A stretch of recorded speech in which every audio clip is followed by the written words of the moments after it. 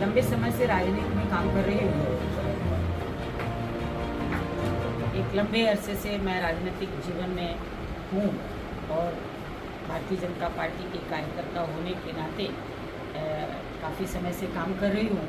लेकिन जिस तरीके से अब राजनीति में लोगों की भाषा की मर्यादा ख़त्म हो रही है, भाषा की सीमाएं टूट रही हैं, उसको देखकर बहुत कभी कभी अंदर से मन दुखी होता है, व्यथित होता है।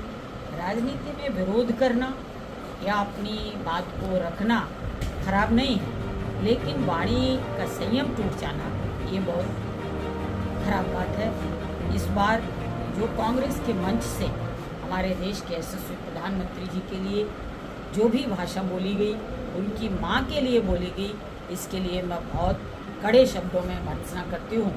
अपनी विधानसभा के सभी हमारे पदाधिकारियों की तरफ से, अपने यहाँ की जनता की तरफ से, व्यक्तिगत अपने ओर से कि इस तरीके की कभी भी ऐसा आचरण नहीं होना चाहिए जिससे आम जनमानस आहत हो। उनकी माँ एक विदुषी महिला थी और आज वो इस दुनिया में है भी नहीं। इसके बावजूद जो भाषा बोली है वो बहुत निंदनीय है।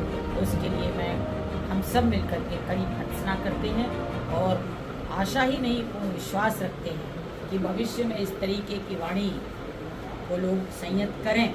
और मुझे लगता है कि कांग्रेस के लोगों को अब तक तो सबक मिल गया होगा, और अगर नहीं मिला तो ये बहुत खराब बात है कि उन्होंने जब जो आरोप इस देश के प्रधानमंत्री जी के ऊपर लगाए हैं, हम लोगों को हमेशा उससे ज़्यादा उनकी ख्याति, उनकी प्रसिद्धि, उनको काम करने के प्रति उनकी निष्ठा, उनकी लगन और बढ़ी है।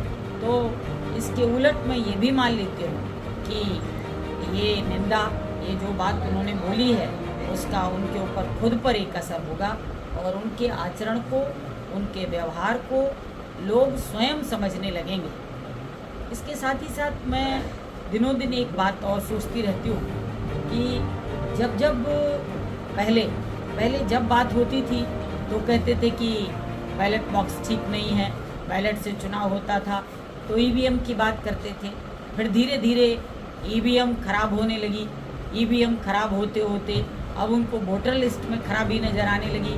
और मुझे पूरी तरह से पूर्ण विश्वास है कि आगे आने वाले चुनाव में वो ये कहेंगे कि भारत की जनता खराब है और अब यही एक उनके पास उपाय बचेगा जिससे वो अपनी कमियां या अपनी भड़ास या अपने अंदर का जो उनका फ्रस्ट्रेशन है वो इसके माध्यम से निकालेंगे।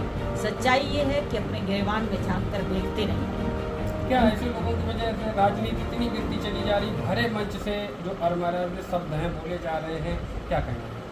इसके बारे में मैं अभी बराबर यही कहना चाहती हूँ, ऐसे शब्दों पर, ऐसी वाणी पर लोगों को संयम रखना चाहिए और इस तरीके हमारे आदित भाषा का उपयोग बिल्कुल बंद होना चाहिए।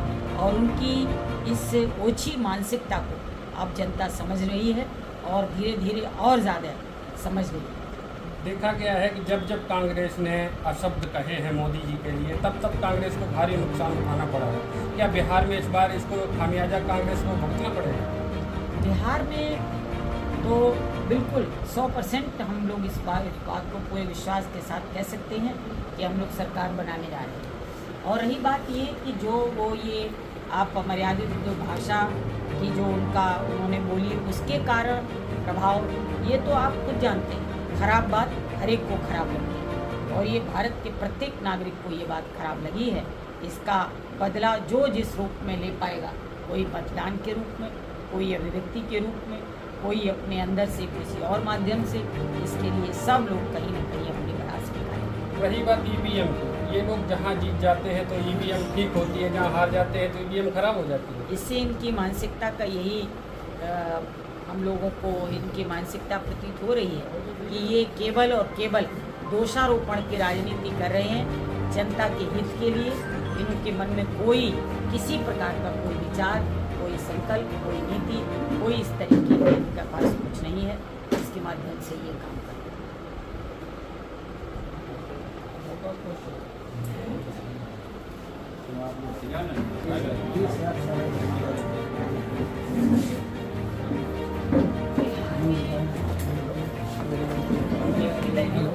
बदल गए।